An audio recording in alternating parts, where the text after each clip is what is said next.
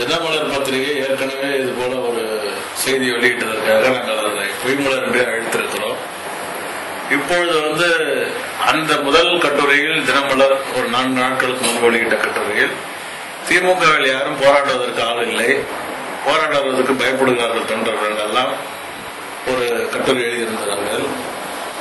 சிறை நிரப்ப அவர்களால் முடியாது என்பதையும் அவர்கள் எழுதியிருந்தார்கள். ஆனால் இன்றைக்கு வந்திருக்கிற செய்தி வெளியூர் சிறையிலே வைப்பார்கள் என்கிற ஒரு செய்தியை குறியிலே போட்டு தமிழ்நாடு சிறைகள் எல்லாம் நிரப்பப்பட்டால் வெளியூர் சிறையில் வைக்கப்படுவார்கள் என்கிற செய்தியை பரப்பியிருக்கிறார். வெளியூர் சிறைகள் வெறும் மாநிலங்களில் இருக்கிற சிறைகளில் வைப்பார்கள் என்று சொல்லியிருக்கிறார்கள். அப்ப இந்த போராட்டம் முழு அளவில் வெற்றியடைந்து விட்டதாக நான் கருதுகிறேன். காரணம், நாங்கள் தமிழ்நாட்டில் உள்ள சிறைகளை நிரப்பத்தான் இந்த போராட்டத்தை அறிவித்தோம். ஆகவே சிறை நிரம்பிவிட்டது என்பதை தினமலர் பத்திரிகை ஒத்துக்கொண்டதற்காக உண்மையிலேயே இந்த தினமலருக்கு என்னுடைய நன்றியை தெரிவித்துக் கொள்கிறேன். வெளியூரில் உள்ள மாநிலங்களை சிறையில் வைப்பது என்பதோ சாதாரண காரியம் அல்ல. தினமலர் இப்படி எல்லாம் எழுதுவதால் திமுக தொண்டர்களை குழப்பமடை செய்வதற்காக செய்கிற செய்தி.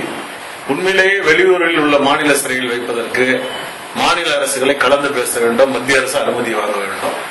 அது நாடு கடத்துகிற தீவிரவாதி அல்லது நாட்டை காட்டி கொடுக்கிற தீவிரவாதி, இப்படி நாட்டுக்கு தேச துரோகம் செய்வர்களுக்கு தான் சிறையை விட்டு சிறையை மாற்றுவதற்கு மத்திய அரசு அனுமதிக்கும். தவிர இதுபோல ஒரு உள்ளூர் விலைவாசி போராட்டத்திற்கு விலைவாசி போராட்டம் அல்லது திமுகவுடைய தலைவர்களை கைது செய்வதை கண்டித்து நடைபெறுகிற போராட்டங்கள்ல கலந்துள்ளவர்களெல்லாம் சிறையில கொண்டு போய் வெளிமாநில சிறையில் வைப்பேன்னு சொல்வது வேடிக்கையாகவும் இருக்கு.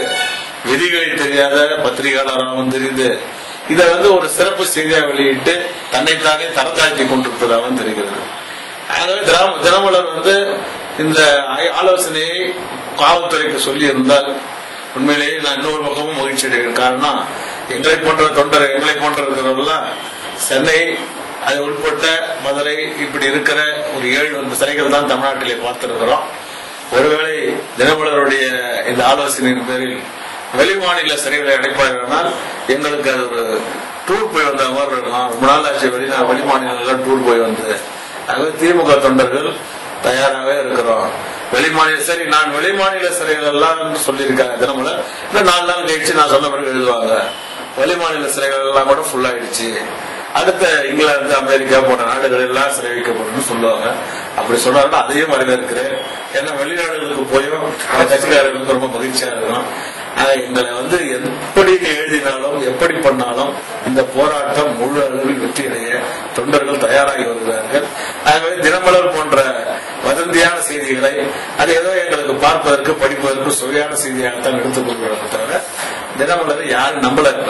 தினமலர் ஒரு காலத்தில் பல பேர் நம்பிக்கொண்டு வந்தார்கள். இப்போது தினமலர் சொல்கிற செய்திகள்லாம் நம்புறதில்லை. அதிலே அவர் எழுதும் போது கடைசியா ஒரு போலீஸ் அதிகாரி சொன்னதா சொல்றாரு. ஏன் உண்மையிலேயே தினமலருக்கு உண்மையான செய்தி வெளியிடுவதா எந்த போலீஸ் அதிகாரி சொன்னாலும் ஒரு பேர் போட்டிருக்காங்க. ஒரு போலீஸ் அதிகாரியை சொல்லி இவரே நிருபரே ஒரு போலீஸ் அதிகாரியா மாறி பயமுறுத்துற மாதிரி எழுதியிருக்காருன்னா இந்த பயமுறுத்தலுக்கெல்லாம் திமுக அஞ்சாது. தினமலர் போன்ற கூட்டங்களுக்கு பதில் தருகிற நாள் தான் ஜூலை 4. தொண்டர்கள் எப்படி வருவாங்கன்னு அவங்க பார்க்கட்டும். அந்த செய்திகள்லாம் செய்தித்தாளில் வரும்போது தினமலர் முகத்தில் கரி பூசுவோம்.